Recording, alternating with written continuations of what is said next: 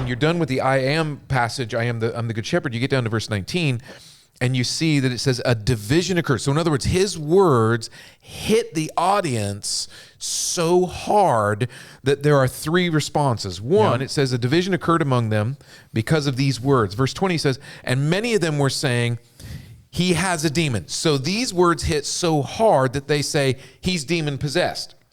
And then others say, dude's insane. Now, he's lost his mind. Yeah, he's lost his mind. And then he says, why on earth would you even listen to him? And then here's the hard part. Verses 22 through 30, at first glance, they appear to be a distinct story, but they're not.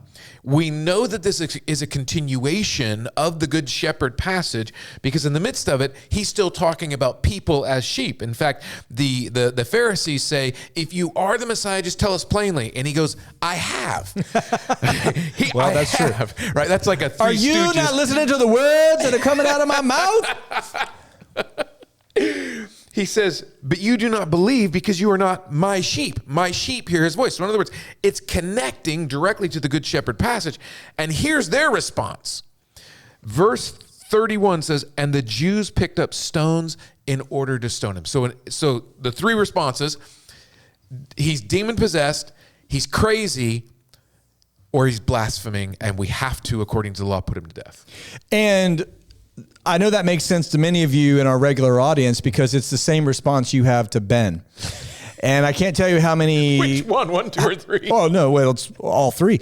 I can't tell you how many have reached out to me over this past year like, man, is he demon-possessed? We know he's crazy. The most common one is the insane accusation, and that's a hard one for me to refute. Yeah. Okay, so... I agree. The responses here are telling. And by the way, you kind of glossed over, Ben. Yeah. This whole dynamic that the sheep hear the voice of the good shepherd. Yeah, that's right. So he's setting this whole thing up to come back at the end and y'all ain't my sheep. Yeah, basically. That's exactly what he says. Okay, and they clearly discern that. But the key thing is here with the I am statement is he is talking about no one can take his life. He can lay it down. You can't take it. Yeah. I can lay it down, but then you know what? I have the power to take it up because God the Father has given me this power. And they are just so offended at all of this. Yeah. The fact that he's the good shepherd over them. Yes. And deciding which of them are going to get into the pasture. Yes. Making God his father. Yeah. And they say he's either possessed by a demon. I mean, think about this. It is amazing, heavy. right? It hit. The crowd was not like, oh man, that is so sweet. It was, he's either demon possessed, crazy, or man, this dude's claiming to be God. That's right. We got to kill him. That's exactly right. Because here's the hard part.